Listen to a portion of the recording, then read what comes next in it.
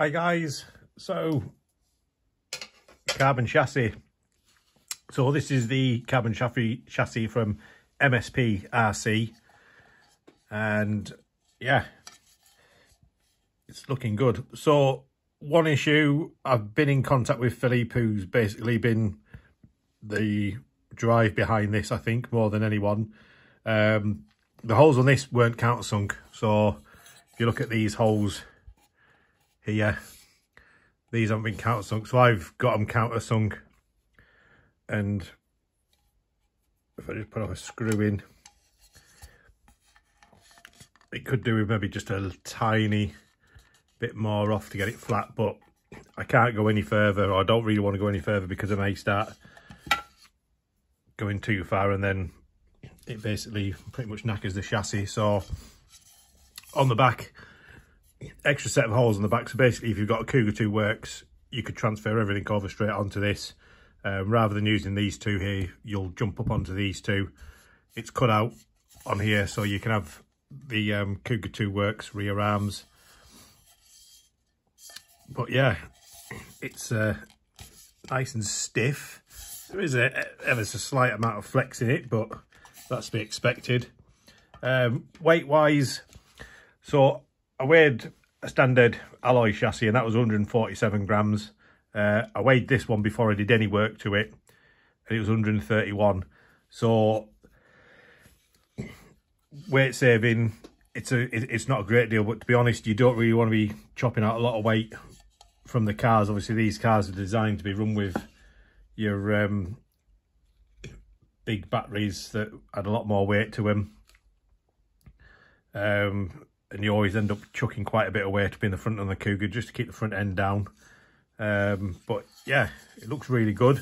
So now I've got it countersunk, I'll get it all built back up. So I've stripped the old chassis down, so those are the weights that we're running on the front. So before I go any further, I'll just stick some more glazing tape just on the back to get a good seal, and then we'll get it built up. So I'll get cracking on with that, and I'll see you in a sec. And there she is, we're all done. So everything went on absolutely fine.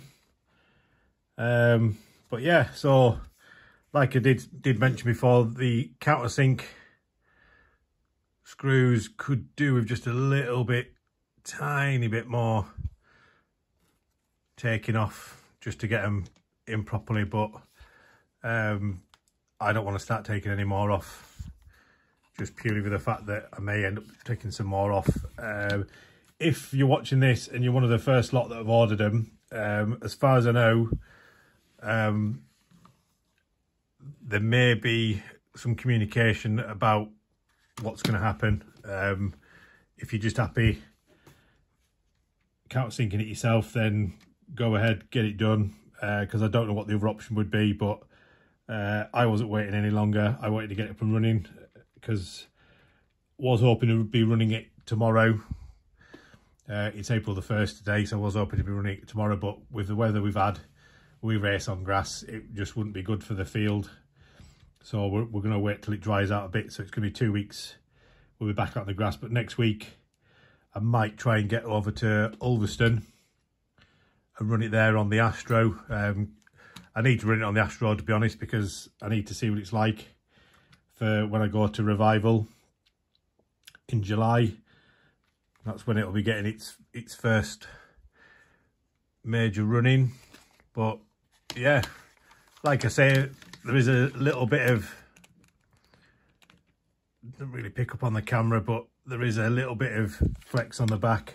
Those of you seen Gavin's video on RC kicks, he's got the brackets that run down, give a little bit more stiffness to the back end. It's something I may do, but at the moment it's not something I'm going to really bother with, because I don't think it's going to move enough to cause any issues. But ultimately it shouldn't. We should just be able to run them as they are, so I'll be running it as it is. I had the stiffener kit on my old Cougar Classic from LR Prod. That was a beautiful piece of kit. Basically it went all the way down all the way to the front up to about here, and then basically your battery went in this way as opposed to running it that way. But obviously a lot of the times you need the weight up on the front on the Cougar, so having your battery up there is ideal. Excuse the wiring down here. Basically I've left it so I can actually move the speed controller forward, so if it's a wet day and the grip's needed on the back, I can just undo the battery mount, put the battery on the back, and then the ESC, I can just clip the zip tie off and I can put the ESC in front. There's enough room to put it in there. That's purely why that is like that at the moment. But yeah, that's it, she's all done. So carbon fibre Cougar. So before I had this,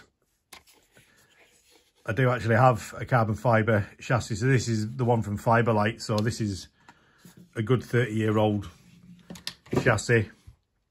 And basically, I got this built up. As you can see, it's all nicely scuffed on the bottom. There's a couple of screws missing because I had to pinch them just to try out on the new carbon fibre chassis, see how I need to do for the countersinking, but a little bit of wear on the back. Obviously it's been well used and enjoyed, which is what we like to see. But on this one,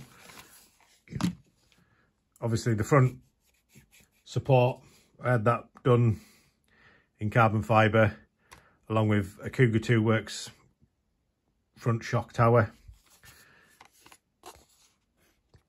Cougar 2, oops, sorry, in the camera there.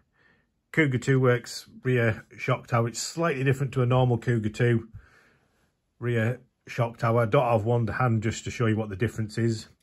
And the bulkhead, that's off the Cougar 2, but on the back,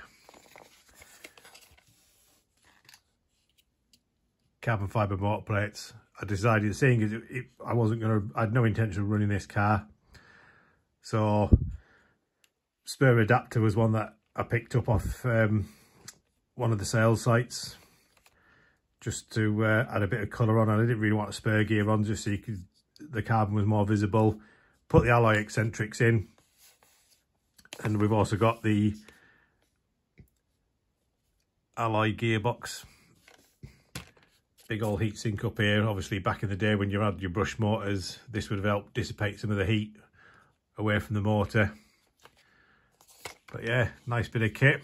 Obviously that's how your batteries went originally, straight down the centre. There's two holes on the new one that I didn't look at, I forgot to look at, but these two holes there and there, I had a feeling that they were to allow you to put that battery mount in so you could run it properly how it was back in the day if you so desired. But yeah, that's the car all done. So like I say, hopefully 2 weeks time we'll be running this at Ulverston. It all depends if I can get the time off to get there. The next big event that this one's got planned for it is the Robin Hood Classic, which is, I think it's the first weekend in May or the second weekend in May.